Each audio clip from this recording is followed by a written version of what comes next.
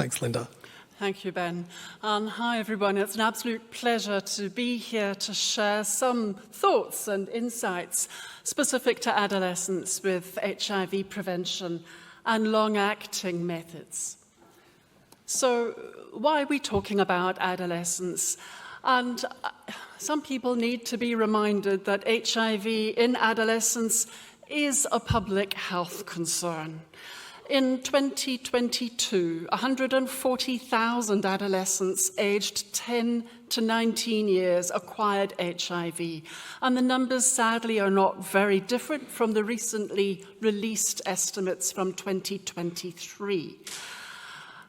About 10% of all people globally acquiring HIV each year are aged between 10 and 19 years. So adolescent HIV is an issue of public concern and needs to be addressed. Interventions must be tailored specifically to the different nature and dynamic of the HIV epidemic across the different regions in the world. In 2022, of all adolescents acquiring HIV, 4 in 5 of those were girls. 2 in 3 lived in Eastern and Southern or Western Central Africa. And within that region, the highest number of people acquiring HIV were adolescent girls and young women aged 15 to 24 years, specifically living in Southern Africa. However, in East Asia and the Pacific, more boys acquire HIV each year than girls aged 10 to 19. So our interventions need to take this into account and be tailored specifically to the different populations in the different regions. I don't think this is news to those in the audience today, but it's important to remind ourselves of that. So, specifically to adolescents, long-acting projects could be well suited to their particular needs. A long-acting regimen is obviously simplified when compared to a daily regimen that often adolescents might have challenges with in terms of persisting with daily adherence. The infrequent frequency of dosing in long-acting regimens is specifically appreciated by our younger people, and they appreciate the increased privacy that a long-acting regimen offers. For injectable long-acting PrEP, that again is directly administered, so the administration is guaranteed. You're sure that that product has been taken. And the long-acting products carry the potential for multi-purpose prevention. I'm especially encouraged to see the developments. Can we be protecting against other STIs as well as HIV and pregnancy? So adolescent lives matter. We need to pay attention to this population. On the research side, the involvement of adolescents supported the product licensure in that age group. We aimed for simultaneous licensure in adults and adolescents. And the research groups that were working with the first long-acting products that came out were able to pretty much accomplish that. For the long-acting dapivirine vaginal ring and the long-acting injectable cabotegravir that you heard about in the previous presentations. When we conducted those trials, we found that there were no age-specific concerns or requirements in terms of safety and dosing. So we are able to use these products in the younger age group, and it is safe to do so without dose modification. But that's not the only aspects of research that we study. And for the adolescent populations, it was vital to look at the feasibility, the acceptability, and the tolerance. So in the HPTN 08401 trial, which looked at those aspects in the long-acting injectable cabotegravir, that product was found to be tolerated very well by the young people, No injections were discontinued due to intolerance, and more than 98% of those doses were administered exactly on time. So that was a tremendous success for this product. The adolescents were also very clearly able to articulate exactly what they appreciated about the long-acting product.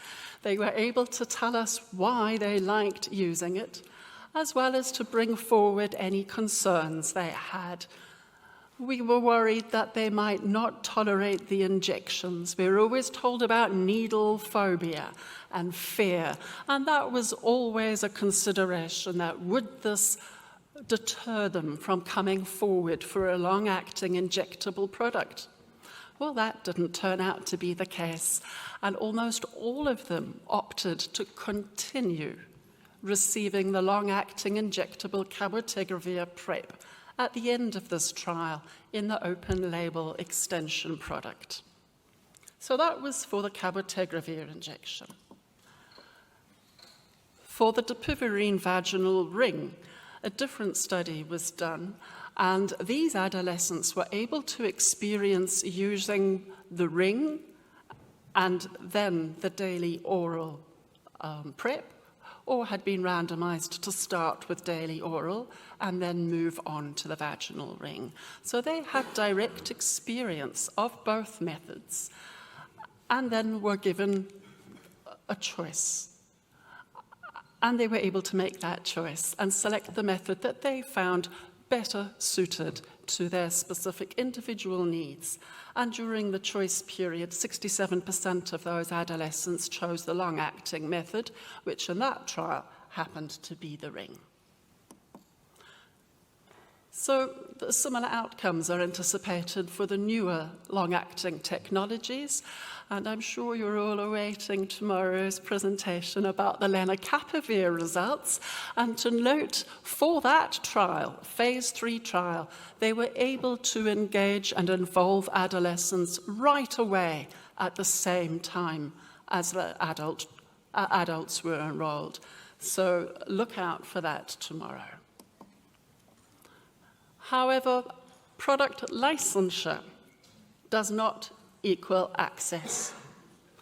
And when it comes to adolescents, I think we're all very aware that we have to work very hard. There's a lot more we need to do to address the stigma around adolescent sexuality and disclosure to parents, as well as overcoming medical mistrust and ensuring that young people have access to high-quality, respectful health services. And without that, the long-acting products in the clinic will not reach the people who need them. Also, having options, having different products in the clinic does not equal choice, because the ability for an individual to select from an array of products require those products to be available, but also accessible and affordable. Having more products in the clinic actually adds complexity to choice. And we're always told that adolescents require additional support in navigating decisions. And this is what we find with the young people that we've enrolled in our trial. However, they are able to demonstrate agency when given the information that they need and want, presented to them in a way they are able to relate to, and in an environment where they feel comfortable to come forward with the myriad of questions and issues that they want to tell you about. So once that has been taken care of, they are able to make a choice. When parents are engaged in our experience, they have been very supportive of their child's use of these products. And we're learning more about how to engage communities, how to prepare them for the long-acting methods in adolescence. There are a number of groups working on this aspect of decisional support, and that might be specifically helpful to support adolescents navigate this choice of multiple options that are available in the clinic, and in the female population, we also need to consider the contraception choice, which often goes together in those that choose to contracept. One example of a decisional support tool is the MyPrep tool that has been piloted in South Africa and is being expanded to other groups. So, in short, adolescents need a tailored health service in order for them to benefit truly from long-acting prevention technologies. That health service needs to be accessible, integrated, status neutral, and non-judgmental in order to protect them against HIV and other sexual reproductive health matters. Adolescents are unique, but they are able to come forward and tell you what they want and need when the environment and the health providers are able to make them feel safe and give them the information they need in a way they can relate to. So I'd like to close by, first off, acknowledging all the courageous adolescents and their families who've participated in these research trials that you've heard about, as well as all the research groups and the others, the teams that are involved in coming up with this work. Thank you.